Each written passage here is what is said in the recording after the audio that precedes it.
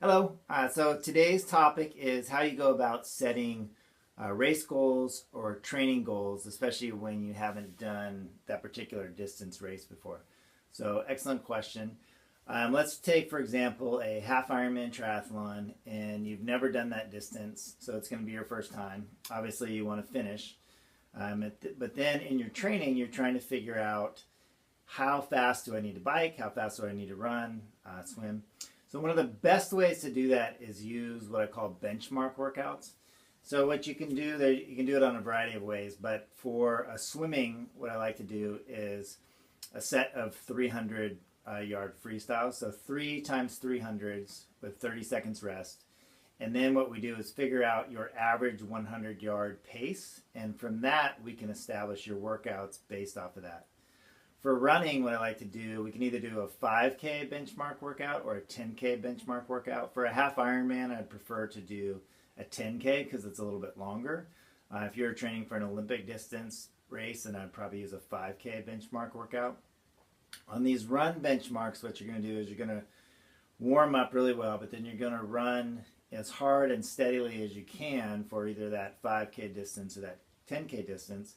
From that, we're going to be able to get an average mile pace, and then we can take and use equations to figure out, what your long run pace should be based off of that, what your speed work should be based off of that. We can do a similar thing with biking.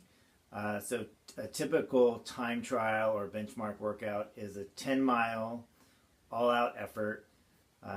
The tricky part with biking, a lot of times people will do these inside because it's easier to control, the variables. If you're doing it outside, and especially if it's in the summertime and it's better weather, I like doing mine outside. The tricky part is finding a 10-mile section of road that's relatively flat. Doesn't have to be dead flat, but relatively flat is helpful.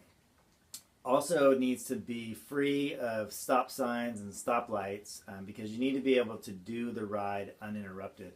And that can sometimes be the challenging part. But if you can find a stretch of road, and even if it's 5 miles and you can do a turnaround and 5 miles back, that's a way to get in a 10-mile time trial effort.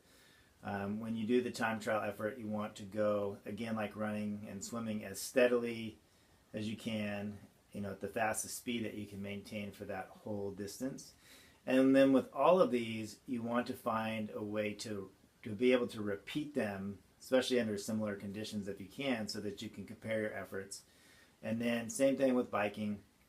We can get an idea of what your average bike pace is, and then we can use some math to figure out your training paces based off of that. It will also give us an idea of helping you to figure out maybe what your goal time should be for your race. When it comes to goal times, another thing that I like to use is when we do the brick workouts. So if you can pick bike courses that are also uninterrupted, and we can figure out how fast you're cycling over a given distance, figure out your average speed, we can then use that to at least give us an idea of where you're going to be at for the race.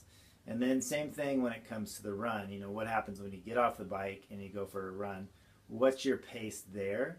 Because your pace running after a longer, harder bike workout is going to be much more indicative of your pace in your race versus going on that same distance of a run, being fresh, not having biked beforehand. So those are some ways that we can figure out both your training paces as well as your racing goals for your upcoming race. All right, let me know any questions. I'm sure that this video will probably spark more questions, which will be great because then we can get into more detail on it. Thanks a lot.